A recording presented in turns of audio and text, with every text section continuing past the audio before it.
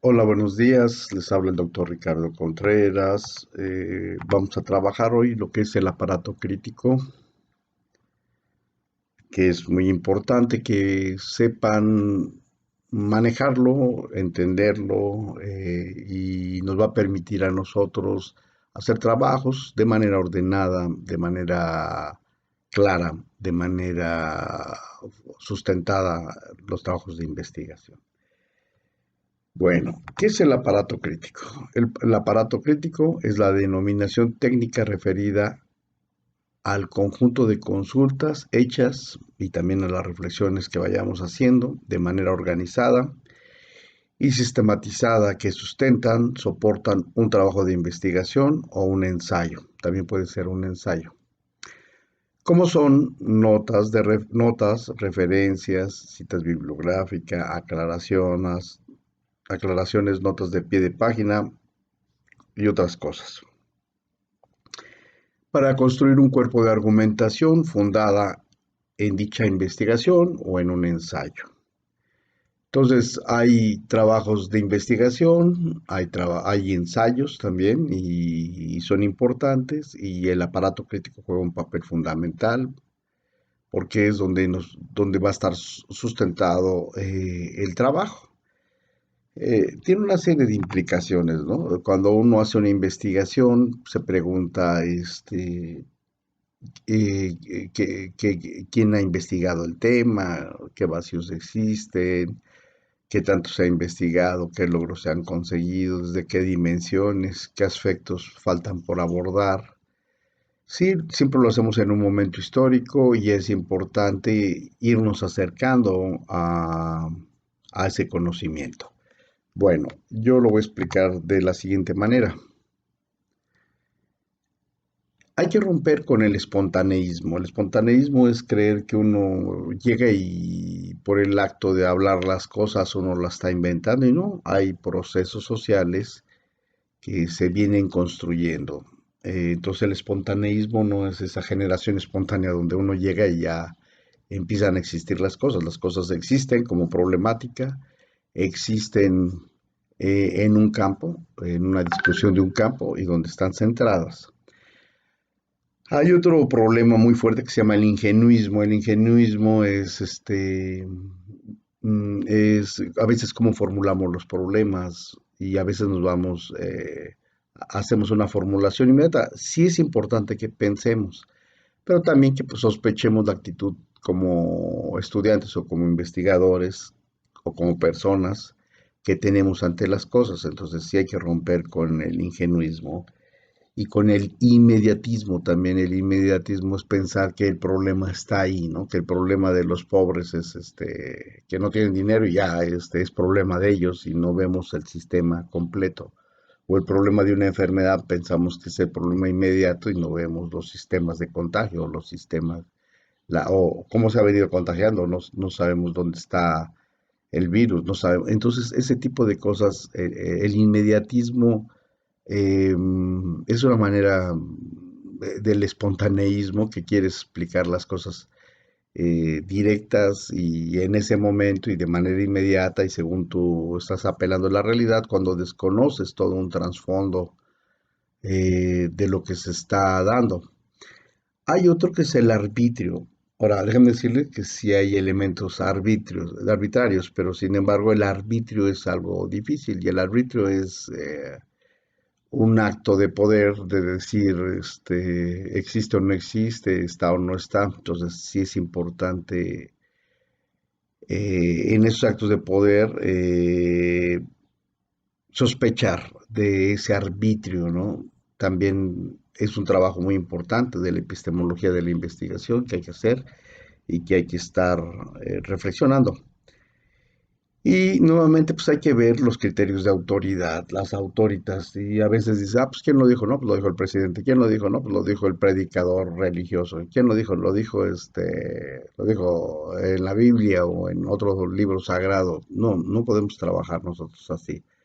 No es a partir de una autoridad como se debe trabajar.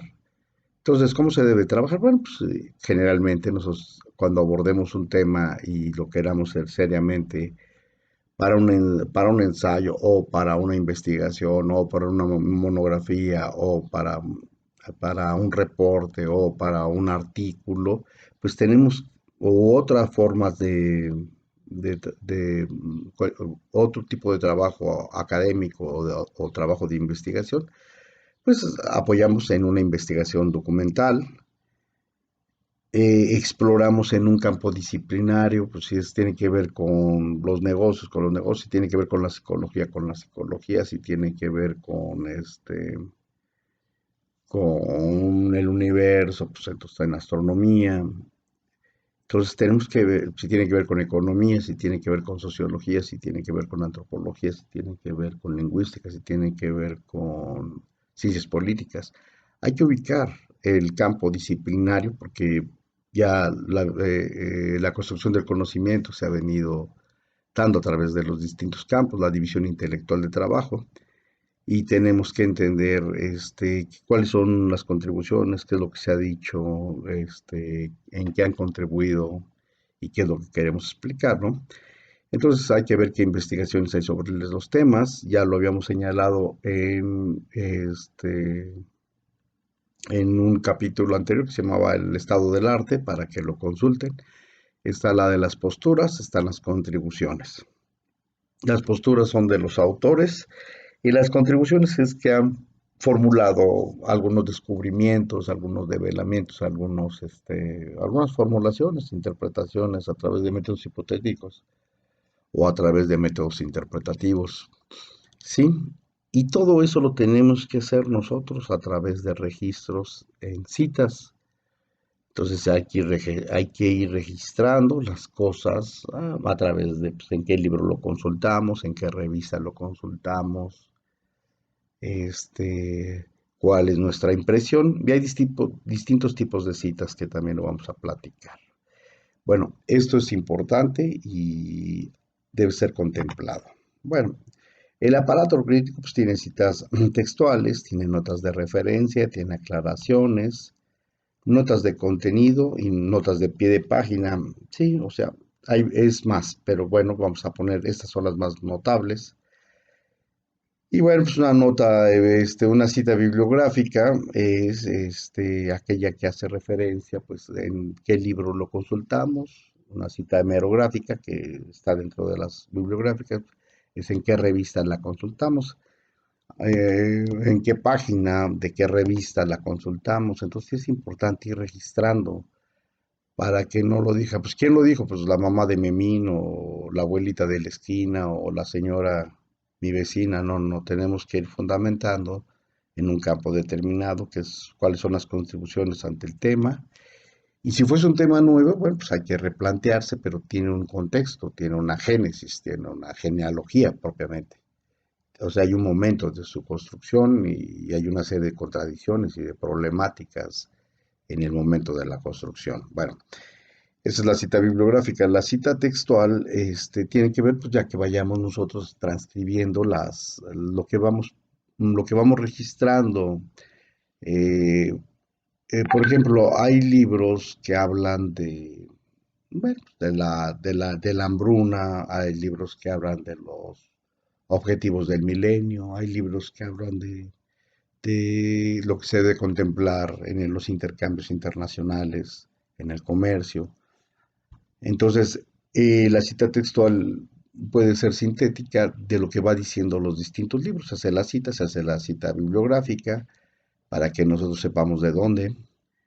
Y se hace también lo que se llama eh, la cita de alguien que platica y si lo queremos decir tal como lo dice, entonces hay que plantearlo también y decir de dónde a dónde lo dijo, ¿no? Hay buenas ideas, hay paradigmas que se plantean, hay formulaciones interesantes, y si lo retomamos tal cual viene, entonces hay que citarlo, generalmente se hace eso entre comillas, y es importante separar muy bien lo que nosotros vamos exponiendo y vamos encontrando, ya sea con cita textual, este, o, eh, o, o, o, o con otro tipo de cita. Bueno, Las notas de contenido, pues es platicar un poquito sobre de qué trata, en dónde está. Es una cuestión genérica, se parafrasea, no sé, de lo que se dice con nuestras propias palabras, claro, es que se retomaron de alguna discusión, de algún teórico, de alguna postura, de algún texto. Entonces es importante. Las notas de referencia son importantes porque a veces cuando hablamos de un problema educativo o de un problema de negocios, tenemos que decir en dónde, quién, en cuál país. Y si vamos retroalimentando con los datos importantes y necesarios, pues es necesario, ¿no? Es necesario. Entonces eso enriquece mucho el texto. No, pero claro, no es el copy-paste de pegar y copiar y pegar y copiar y pegar, no, nosotros lo vamos construyendo. Están las notas de pie de página que hay quien no las utiliza ya, pero nosotros sí es importante porque cuando haces una nota de pie de página, eh, pla- se utiliza para muchas cosas, para decir que hay un autor, para decir que hay un debate, donde no le vas a entrar, pero sí es importante ubicarlo, alguna discusión, algún debate, alguna reflexión que diga, sí, recuerden que en México hay tanta pobreza y tantos son, o en el estado fulano de tal, o los negocios se encuentran de esta manera. Las notas de pie de página son mm, información importante, que se da para, para plantear algo sin perderse, se da al margen, pero enriquece mucho. Se da al margen o detalla un poco, aunque ese no va a ser el tema central.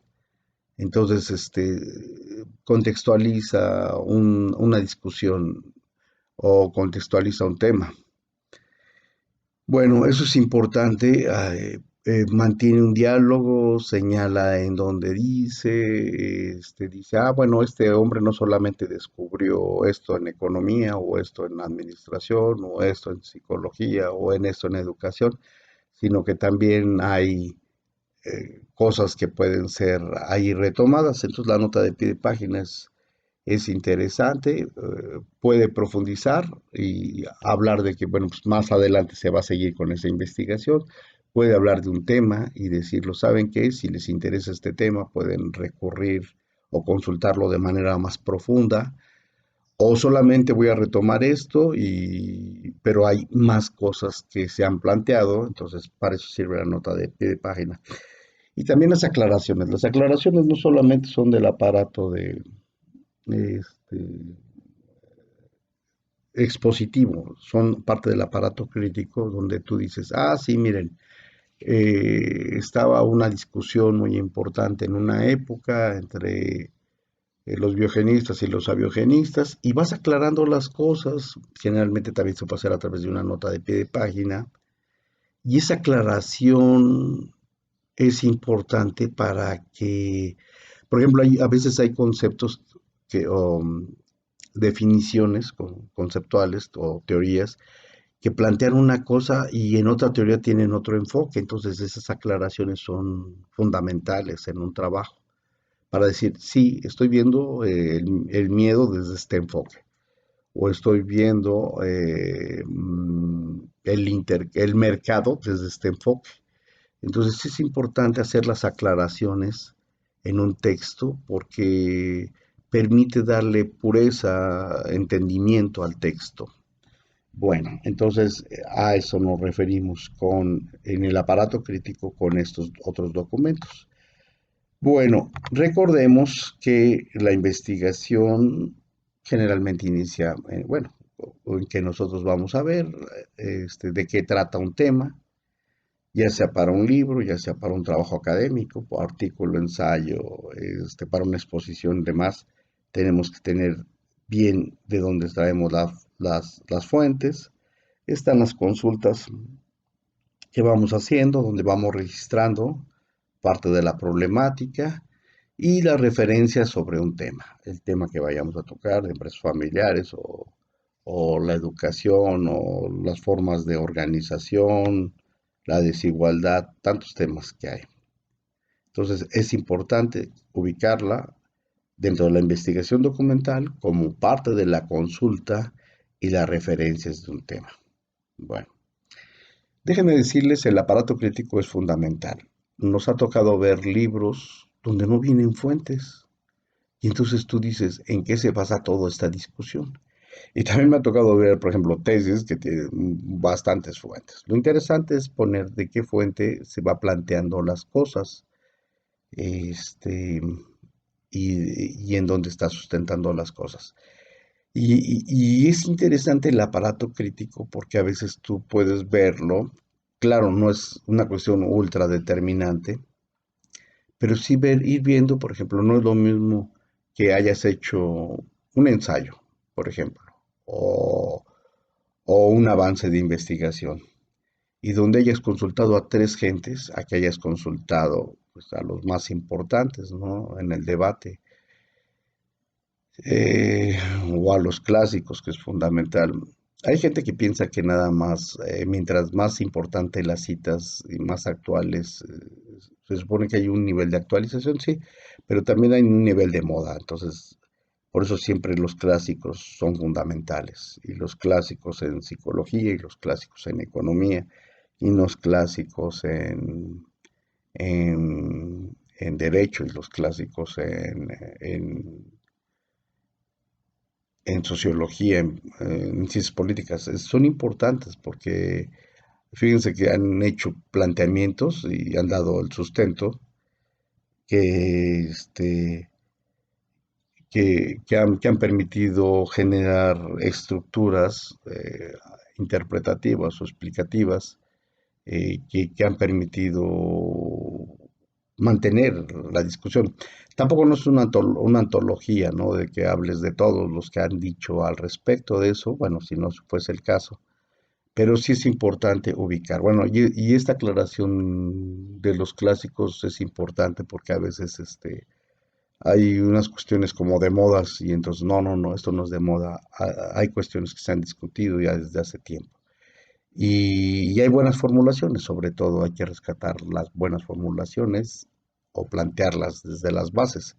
Entonces, para eso sirve el apoyo del aparato crítico en el debate, ¿no? Bueno, miren, aquí logramos plantear que hay cosas que tienen que ver con el estado del arte, que ya se los expliqué, y con el estado de la cuestión, que no hemos platicado mucho de ello, ahorita platico. El estado del arte tiene que ver con las distintas teorías, pero no es un cúmulo de teorías ahí están, sino que juegan posiciones o contradicciones o críticas dentro de las mismas posturas sobre la explicación o la interpretación de las cosas. Entonces el estado del arte tiene que ver más con las formulaciones teóricas. El estado de la cuestión tiene que ver más con las condiciones contextuales del objeto de estudio. Entonces, si estoy hablando de los negocios, pues, ¿de qué negocios? De los negocios de Nueva York, de los negocios de China, de los negocios de las pequeñas, del small business o de los pequeños negocios de México, de dónde, de Monterrey, de Chiapas, de Guanajuato. Tenemos que ver, y eso se llama estado de la cuestión, es cuáles son, en qué condiciones está nuestro objeto de estudio.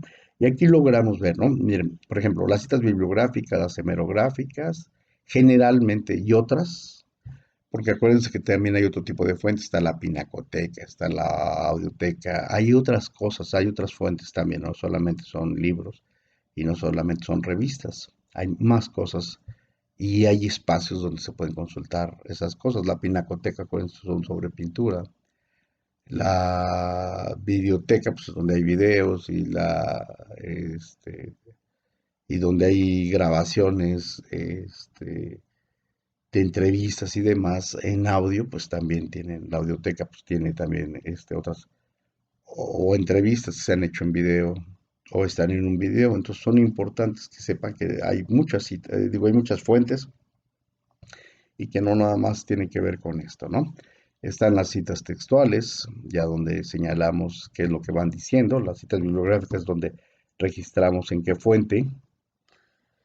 Las fuentes, para las fuentes es importante pues, saber quién es el autor, en qué obra se sacó, quién lo dijo, dónde lo dijo, si hay ediciones. Acuérdense que el número de ediciones te va diciendo si ha habido modificaciones del texto, porque hay textos que se han modificado y se han modificado y se han modificado. Hay un libro clásico que ha hecho Roberto Sampieri, y lo cito a Roberto Hernández Sampieri, y donde lo han venido enriqueciendo y lo ha venido replanteando. Entonces, no es lo mismo en una primera edición que en una segunda edición, que en una tercera edición el texto, porque lo ha venido enriqueciendo, ha sido el producto al que se ha dedicado. Es un ejemplo. Y también hay otros donde cuando haces una segunda edición, a veces retoman las críticas que se han dicho, o los vacíos, o lo fortaleces. Pero es importante el número de edición en las citas bibliográficas, la fuente, el país, la editorial, que son importantes. ¿Sí? El autor, si hay autor, acuérdense también que hay obras que no tienen autor, como Carmina Burana, como Cantares de Mio Cid y otros, ¿no? Bueno, las citas textuales son importantes porque, bueno, es lo que vamos registrando sobre lo que va diciendo la gente y en qué momento lo dice. Las citas de contenido, las notas de contenido, pues que tienen que ver de qué habla y lo puedes poner con tus propias palabras, claro, apegándose de manera estricta, de decirlo de manera comprensiva lo que vas entendiendo en las distintas exposiciones. Las notas de pie de página de las que ya hablamos. Y por parte del estado de la cuestión tenemos las notas de observación cuando nosotros vamos a un lugar y vemos cuáles son las condiciones, ¿no? Este, pero ya tiene que ver con el estado de la cuestión, con el objeto de estudio. Si estamos siendo sobre una escuela, bueno, pues la nota de observación de esa escuela, cómo están los niños, si es un barrio, o si es una zona privilegiada, si son niños pequeños, cómo se comportan, si son niños grandes. Bueno, esas notas de observación generalmente ya son parte del trabajo de investigación, pero sí es importante. Las notas aclaratorias ya las habíamos señalado cuando hacemos una aclaración sobre las cosas para que todavía sea más nítido el trabajo. Y las referencias que tenemos sobre el objeto de estudio. Si a veces se habla de la pobreza, hay una parte donde define teóricamente la pobreza, pero hay otra donde ya se aplican las cuestiones de pobreza. Por ejemplo, si fuera el tema, ya te platicamos cómo está en Irapuato, cómo está en Celaya, cómo está en Chiapas, cómo está en la Ciudad de México, en la colonia, en el barrio. Esas son las referencias. Y las referencias del contexto que tienen que ver con el momento histórico, cuando se hacen las transacciones económicas en un periodo determinado, a través de buque, a través de aviones, a través... Y eso le da riqueza, riqueza al texto, riqueza al documento, nos permite ubicarnos en cómo están las cosas en ese momento y en ese lugar. Bueno, entonces todo esto está reflejado en el aparato crítico, ¿no? Y por último, pues tenemos que el aparato crítico nos ayuda en un contexto determinado a fortalecer los documentos que hacemos. Entonces, donde es fundamental, claro, en todos los textos académicos son, pero donde, por ejemplo, en las tesis es fundamental trabajar el aparato crítico. Y el aparato crítico le da certidumbre, le da fuerza al texto, le da consistencia al texto. Entonces, es un recurso el aparato crítico que hay que apropiarnos de él y hay que organizarlo bien. Y es interesante, le permite dar orden, le permite dar consistencia, le permite dar argumentación, le permite dar sustento. No es lo mismo que hagan una consulta de 10 fuentes a 50 fuentes, por ejemplo. En el caso de una tesis, pues es mucho más rico una tesis que tiene 50 textos consultados. Sí, sí sé también los problemas que hay en el copy-paste, pero no es lo mismo exacto que copies y pegues a que tú digas, esto es lo que yo pienso, el autor dice esto, haces una nota de una cita textual y bueno, qué rico. Y precisamente muchos de los problemas que tienen los trabajos de copy paste son los que la gente que no sabe trabajar con aparato crítico bien delineado, es la confusión, que no sabes en qué momento habla al autor o los autores y qué es lo que dicen y en qué momento habla la gente y cómo se hace indistintamente, indiscriminadamente, pues es un collage eso y no se sabe qué tan original es el trabajo de investigación. Entonces, pues esto es lo que les quería decir sobre el aparato crítico. Apropiense del aparato crítico, entiendan su importancia y nos permite ver, ah, sí, mira, lo dijo fulano de tal, checas la cita, y en la argumentación y en la exposición que se va haciendo, vas viendo que hay elocuencia, vas viendo que hay lógica, vas viendo que se va desarrollando argumentativamente las cosas y eso enriquece mucho los textos. Bueno, pues esto es lo que les queríamos platicar y espero que hayan comprendido sobre este tema que es fundamental y es base para todos los trabajos académicos y de investigación. Espero que haya sido de su utilidad. Muchas gracias.